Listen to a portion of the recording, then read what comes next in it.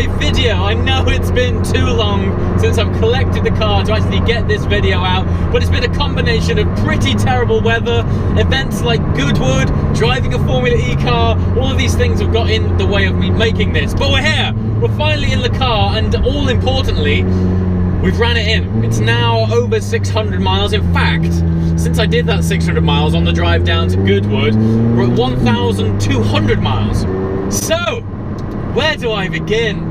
Well, let's backtrack quickly for those of you who might be watching this content for the first time. This was not supposed to happen. This is totally left field.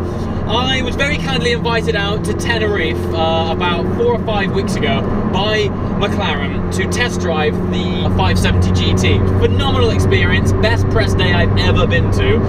They had us driving these cars effectively up the side of a volcano. I don't know how you sort of top that, but the following day I had to extend my stay an extra day, and therefore my flight got moved, and I had a whole day free to myself. McLaren took pity and said, here you go, here's the keys to a 675 LT Spider, off you go. Now, I'd never driven one. I'd been around Tim's, aka Shmeez. I'd driven on road trips with his. Hell, I even went to collect it with him. I accompanied him in the F12, but I'd never driven one, and to be honest, I honestly don't think anyone had done a good enough job of conveying how phenomenal that car was. No offense to Tim. But no one had sort of got, it hadn't got under their skin, and it hadn't come out on camera just what the hell McLaren have done with this car. When they launched it, the press drives were on track. Only a few people actually got to experience it behind the wheel, and everyone else got to experience it being driven, albeit by Bruno Senna. So if you're going to be driven by someone, that's pretty good. But when you drive this thing for yourself, it infects you, and you need to see my video of when I first experienced it. I'll put it below. I'm gonna put this out there, and I can say this because, you know, I'm putting my money where my mouth is, and I pretty much said this before I bought one.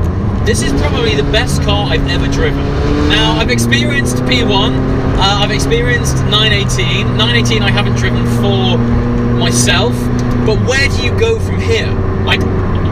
You have to be, the next step from this car is hypercar. And okay, these things are crazy expensive, even more so now that their premiums are so much.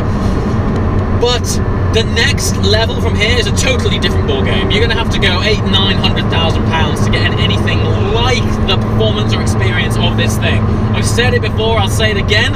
The LT is closer to McLaren P1 experience than it is to 650S. I know that sounds crazy because essentially this isn't a tuned up 650S, but this thing is greater than the sum of its parts. It's absolutely mental. So let's just recap what it's all about. So it's 100 kilograms lighter than a 650S. It's 666 brake horsepower, the number of the beast, and that translates to 675 PS, hence the name. LT meaning long tail. It isn't actually that much longer. When the air brake comes up, the air brake is actually wider, so it hasn't been extended as much as it has widened by 50%. And when you anchor on those brakes, damn do you know it. It is honestly, it's like someone's thrown out a small parachute. You anchor on under hard braking. Obviously, brakes bite first, shed off that initial pace, and then the big wing comes up. And you feel that extra, you know, you feel it in your body. It is easy to dismiss active aero as a bit of a gimmick because it's nice to see all these animated flaps and stuff, but McLaren being McLaren, they do this because it works. It is a joy to experience aerodynamics actually working, and you don't have to get crazy speeds to feel it. I love this thing. Now, one of the things that I think dominates the whole experience is the engine. The engine mated with the drivetrain is a thing to behold. I'm going to start bringing along a thesaurus with me to keep it in my glove box, because the words that I use for this car are next level, gobsmacking, or I haven't the words. I don't know what to say. you know, awesome doesn't do it justice. It is of a category that I'm glad we have the medium of film for me to convey to you what's going on. They say a picture says 1,000 words. I need 60 frames per second in order to get through to. Let's just do this. Oh my god! I don't know how they do it. How have you done this? And that whale tail. Okay, it's not a whale tail, but it looks like one. It's just drama-filled. It's the most dramatic modern-day car that I've driven. You know, if you want to go and get something that's going to sort of set you alight because you think it's going to kill you, then, you know, the older school stuff, the F40s, things in that realm, you know, don't get me wrong, that's a different kind of drama. But in terms of sort of surgical tool that will recalibrate your appreciation of what a modern-day supercar is capable of, I don't know where you kind of go from here. It's next level, different gravy. And in my LT Spider video in Tenerife, there was a moment where I'd given up with the descriptions because I honestly believed what was going on in my facial expressions did a better job of letting you know what this thing was all about. So anyway, the sort of last time that I drove one of these was on the volcanic island of Tenerife. And now I'm back in the motherland on our fabulous British roads. Yeah, thankfully the drivetrain and suspension on this can be adjusted independently, because when you're on some of these country roads in England, yeah, not great. I'm well aware that the first time I drove this car was on the glassy asphalt of Tenerife, and God, was that fantastic. What else was amazing, and I think this is actually the greatest modern day trick, is to make these cars feel fantastic even when you're not going that fast.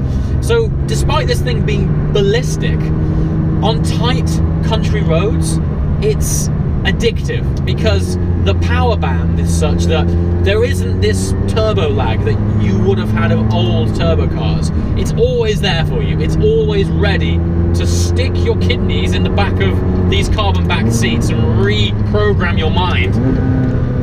For instance, let's just dial this up here. Traction control off.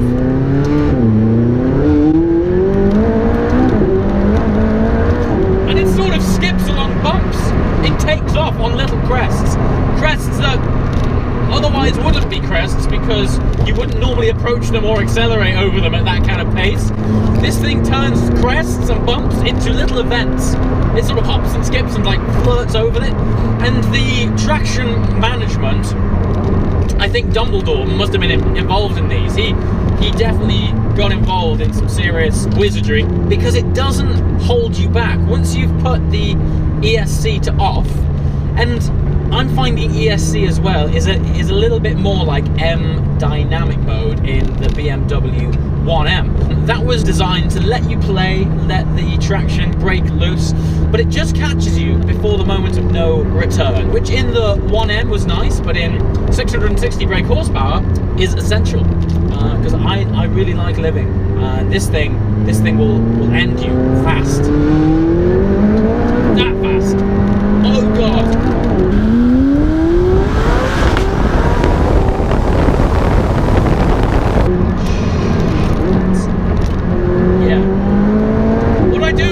This thing, when you step in this, when someone gives you the keys to an LT, you adopt a new social responsibility. They shouldn't really just give these to people. I honestly think, say you were to one day and was like, I'm gonna go out and buy my first supercar. I honestly think there should be a waiver for this thing you need to sign before just jumping in it and getting on it. The way this thing sends you up the road, I would imagine is some Neil Armstrong shit. It's just... I mean, I have to kind of... What on earth? You have to stop talking and concentrate on this thing. So yes, lots planned with this car. There will be road trips. The next thing this has to do is go to Monaco. I've got to take it through the Alps because I truly believe that's where you get the most out of a car. You really understand the chassis dynamics. And the way this thing throws you out of a corner on tight alpine switchbacks, it's just going to squat you down, fly you out on the brakes, back in. Just great. And to see the rear wing working as well, it's forever tweaking and changing depending on, you know, throttle depression, depending on steering angle, brake depression. It's drama after drama in this thing. One of this thing's greatest party tricks is the way it pops on upshifts. Let's see if we can just windows down a little bit so not to buffer too much. See if we can just...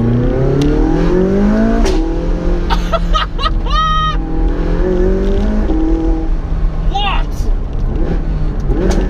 Oh, and on the downshift as well. Oh. Do you know what's interesting? I mean, it's probably because I haven't been driving it as hard as maybe you should in order to get that kind of drama out of it. But I didn't notice when I first had it that it was popping on the downshift as well. But the fact that it pops on up and downshift, it's absolutely smile-inducingly fabulous.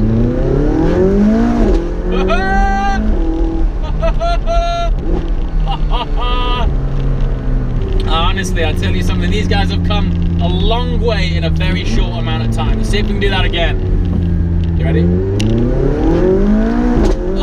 That was a little double one. It was like a double, boom! As I always say with these things, these days, there isn't really a bad supercar. You know, technology has evolved so much, companies have evolved so much that these days there isn't a bad car, it's not a bad supercar. But for me, it's all about the one that makes you smile. If it makes you smile a lot, win. Right, let me just hold that thought there a minute because we have a little tunnel, a very, very small one. See if we can make it pop in there. Are we ready?